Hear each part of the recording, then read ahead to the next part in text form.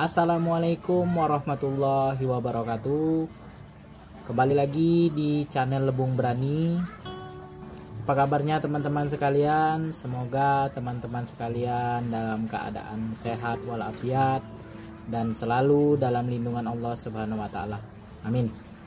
Nah, di kondisi saat ini kita masih berada di kondisi yang mana kita mengharuskan melakukan aktivitas di rumah ya, karena wabah virus corona ini ya. Pemerintah kita Indonesia mengharuskan kita bekerja, sekolah, dan melakukan aktivitas apapun di rumah ya, kecuali melakukan aktivitas yang mendesak ya, kita keluar rumah, namun tetap menggunakan protokol kesehatan, menggunakan masker dan juga memakai alat pelindung diri ya yang kita punya. Oke teman-teman, di video kali ini saya akan membahas yang sebenarnya pembahasannya adalah seputar pertanyaan yang nantinya pertanyaan ini akan menjadi ataupun membuka pola pikir teman-teman sekalian penonton ya, teman-teman sekalian penonton channel Lebung Berani, agar ya kedepannya nanti terbuka pola pikirnya bagaimana budidaya itu bisa dijadikan sumber penghasilan dan kegiatan yang dapat menghasilkan uang. Oke, sebelum saya lanjut ke videonya, ada baiknya klik subscribe, like, komen, dan share agar channel Lebung Berani dapat berkembang dan terus menginspirasi teman-teman sekalian. Nah oke, kita langsung aja ke pertanyaannya. Sebelum kita lanjut ke pertanyaannya, di depan kita ada Abang Topik, merupakan salah satu pemilik kolam yang diberi nama Lebung Berani ya. Nah ini saya akan bacakan pertanyaan yang pertama ya. Pertanyaan pertama yaitu, apa motivasi atau latar belakang Abang membangun kolam ikan ini? Nah, apa yang mendorong Abang membangun kolam ini? Ya oke. Untuk pertanyaan tersebut, apa motivasi atau latar belakang saya membangun sebuah kolam atau berusaha di bidang perikanan seperti ini? Awalnya saya coba-coba, tapi memang latar belakang saya sebagai mahasiswa dan lulusan dari bidang pertanian ya. Dulu memang sih kalau di dunia perikanan ini atau budidaya perairan ini, saya dari kecil dulu saya sangat senang sekali itu mencari ikan. Cari ikan di hutan-hutan, saya mencari ikan di air-air yang tergenang pada saat air surut. Nah itu saya cari ikan yang berupa ikan sepat, ikan gabus, ikan banyak lah, ikan lain juga. Itu saya sangat senang sekali. Dan juga memancing, juga mencari ikan cupang alam ya. Nah itu saya sangat senang sekali dulu memelihara cupang alam. Dan juga kenapa saya bisa terjun ke dunia perkolaman ini atau budidaya perairan ini, awalnya saya berkuliah di pertanian ya, tapi basic saya tidak berada di budidaya perairan.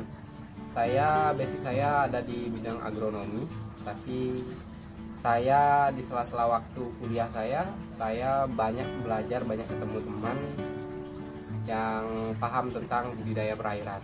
Sana saya bertukar ilmu lah tentang budidaya perairan. Jadi saya ini orang yang haus tentang ilmu. Jadi di samping saya bertukar ilmu yang saya dapat tadi saya praktekkan tentang ikan tadi. Di samping saya hobi juga, saya praktekkan dan saya coba untuk membudidayakan ikan gurame awalnya. Saya tahap percobaan dulu. Saya jadikan tahap penelitian lah ikan gurame. Nah di samping saya membuat kolam ikan gurame yang kecil dulu, ukuran 2 meter kali 1,5 meter ada di sebelah. Itu saya awal mulanya saya sebar bibit gurame itu sekitar 50 biji. saya tebar, saya ikuti bagaimana prosedur budidaya, bagaimana saya meneliti tentang kehidupan ikan tersebut, bagaimana pola makannya, penyakitnya, saya teliti semua. Ternyata pada saat umur 8 bulan lebih, ikan gurame saya panen, dan itu sangat memuaskan panennya. Dan dari 50 ekor itu cuman matinya hanya 2, dan rata-rata berat bobot ikan 6 ton semua. Nah, disitulah saya merasa saya akan mengembangkan usaha budidaya gurame. Itulah. Nah, itu bisa kita dengar teman-teman jawaban dari Abang Topik mengenai latar belakang atau motivasi dia membuat kolam itu berasal dari hobi. Nah, karena hobi beliau itu adalah sukanya dengan ikan.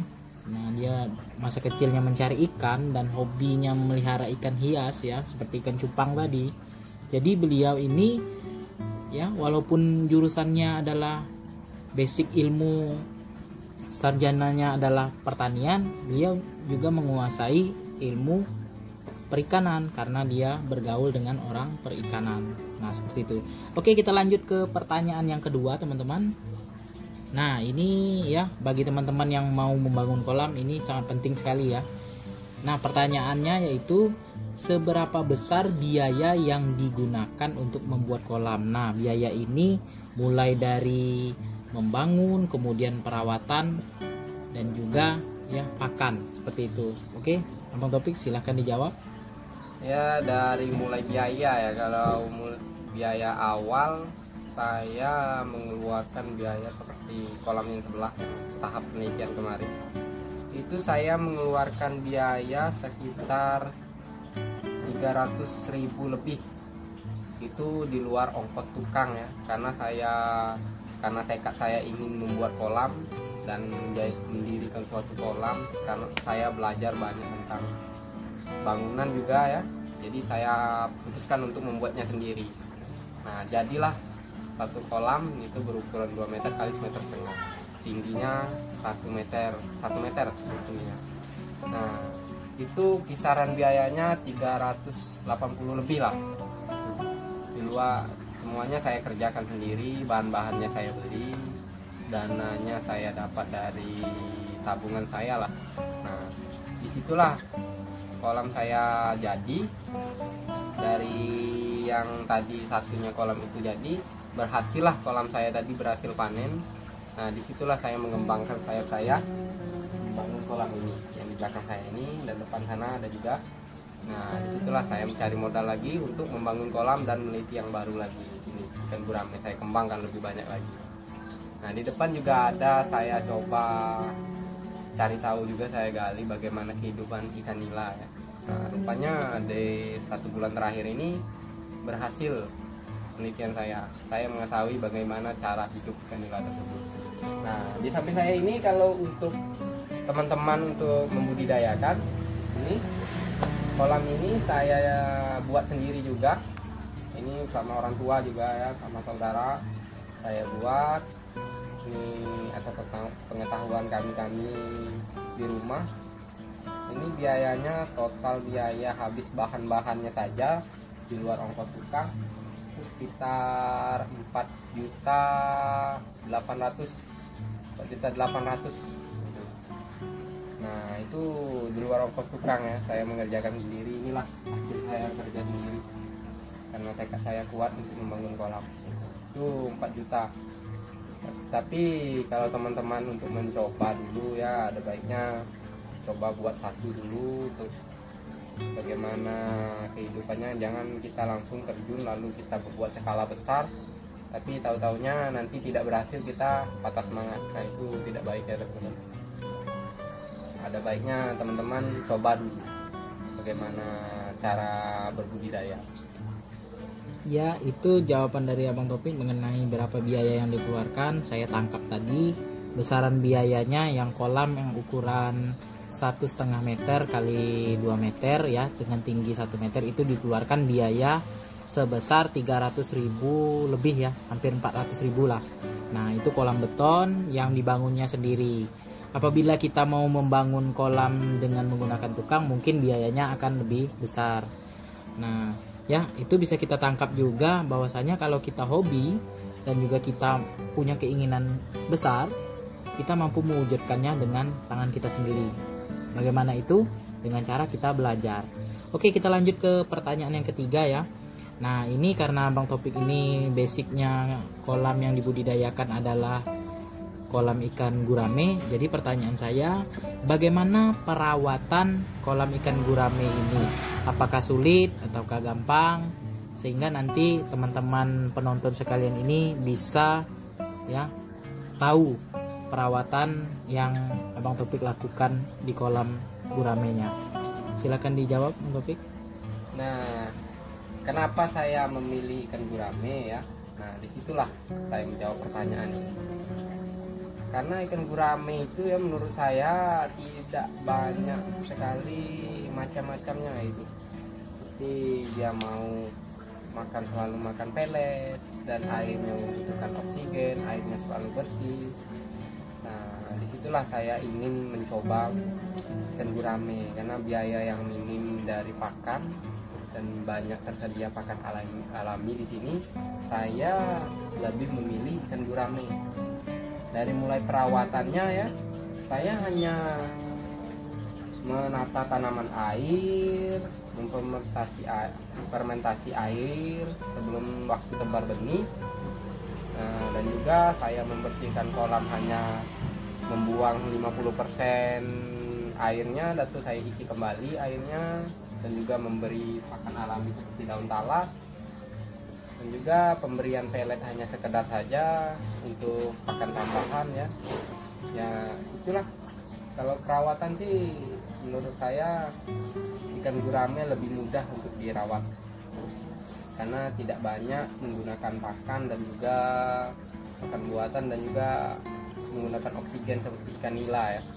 Itulah.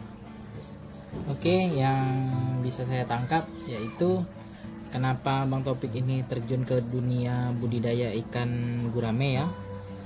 Karena satu sisi perawatannya yang mudah. Tadi seperti airnya tidak menggunakan oksigen, kemudian pakan alaminya juga banyak tersedia di lingkungan rumahnya. Seperti ini ya, kita lihat di depan layar kamera kita.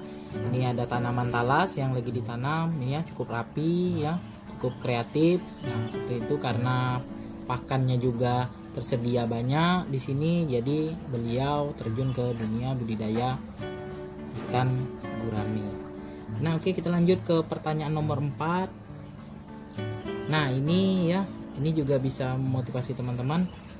Kesulitan, nah, apa saja kesulitan yang dialami selama melaksanakan budidaya ikan gurame ini?